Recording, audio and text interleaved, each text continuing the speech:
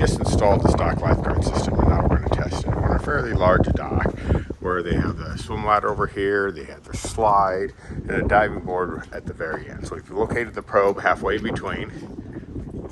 Now we're going to go out and test the dock lifeguard system with our test probe.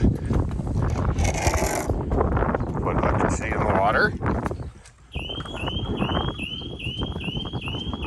You can hear and see the dock lifeguard going off. Now let's go over to the swim area where the ladder is.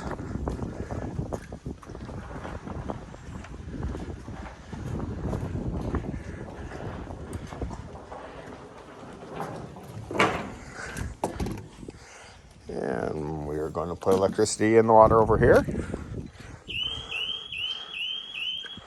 We do that, you can hear and see the dock lifeguard alarming.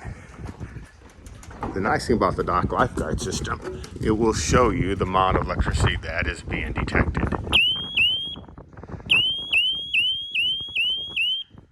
Be safe at the lake with a dock lifeguard.